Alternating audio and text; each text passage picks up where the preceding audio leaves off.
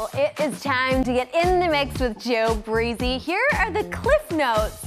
Downtown is going to be happening and packed this entire week. Absolutely, no doubt. Now, let's start things off talking about tomorrow night because our friends at the Opry are taking things to another level with their Opry 100 series. Up next, Luke Combs, Kelsey Ballerini, Brad Paisley, and more. One stage, one night, tomorrow at the Ryman. Yes, Opry at the Ryman.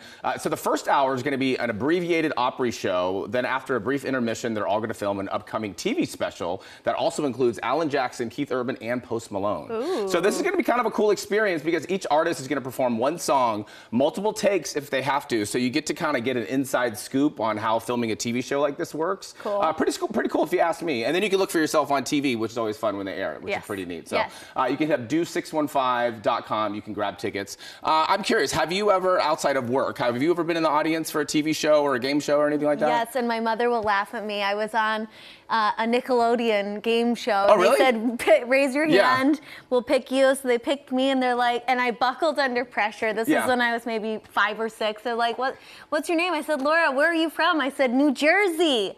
I'm from Chicago. Like you forgot where you're from? What? Oh, poor kid. Yeah, totally. That's awesome. Who are you? Yeah, that's so great. Yes, that's my story. What about you? You don't, I was actually on The Price is Right.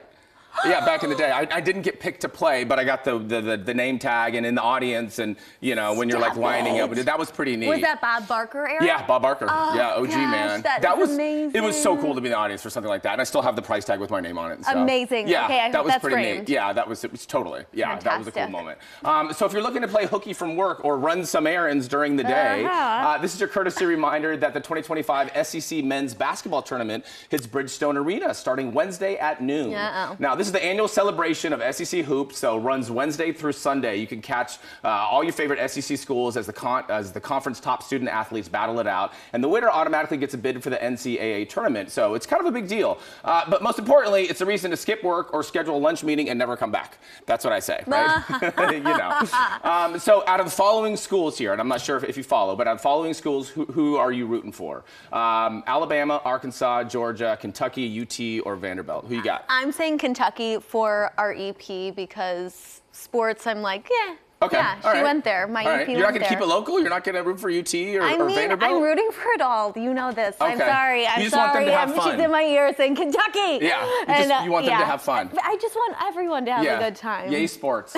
Win the points. Do all the things. What about you? I say Vanderbilt. Yeah. Lately I've been following college basketball. I follow pretty much every sport. But do you have money on them? No, I don't bet. No? I don't. That's not fun to me. Like I want to watch the game and not like get worked up. Like I just enjoy the social aspect of it, I guess. A social athlete. Fair. You know, there you go.